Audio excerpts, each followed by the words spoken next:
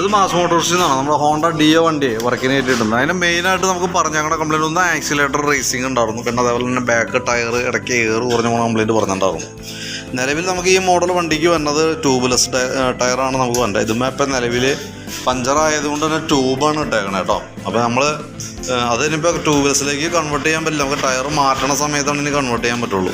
അപ്പോൾ എന്താ ചെയ്യേണ്ടതെന്ന് വെച്ചാൽ നിലവിലിപ്പോൾ പഞ്ചർ ഉണ്ടെങ്കിൽ അത് ഒട്ടിക്കാൻ കണക്കാക്കിയിട്ട് നമ്മൾ കൊടുത്തിട്ടുണ്ട്, പറഞ്ഞ് ഏൽപ്പിച്ചിട്ടുണ്ട്.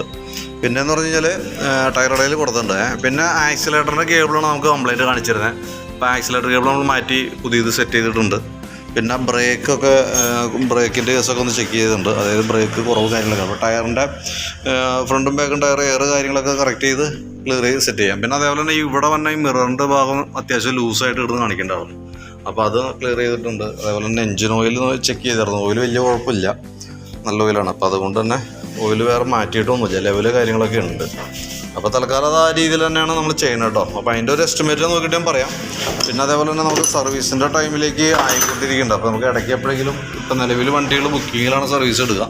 അപ്പോൾ മുൻകൂട്ടി ഒന്ന് വിളിച്ച് പറയുകയാണെന്നുണ്ടെങ്കിൽ ഞാൻ ഡേറ്റ് കൺഫേം ചെയ്തിട്ട് ഡേറ്റ് പറയുകയാണെങ്കിൽ ഒരാഴ്ച ഗ്യാപ്പിലൊരു ഡേറ്റ് പറയുകയാണെങ്കിൽ കൺഫേം ചെയ്തിട്ട് നമുക്ക് ഇടയ്ക്ക് ഒന്ന് കയറ്റി സർവീസും കൂടി ചെയ്തു പോകാം. ഇപ്പം നിലവിൽ ഓടിക്കുമ്പോൾ വേറെ പ്രശ്നങ്ങളൊന്നുമില്ല. പക്ഷേ പീരിയോഡിക് സർവീസ് ആകുമ്പോൾ നമ്മൾ ആ ഒരു കാലയളവിനുള്ളിൽ ചെയ്യണമല്ലോ.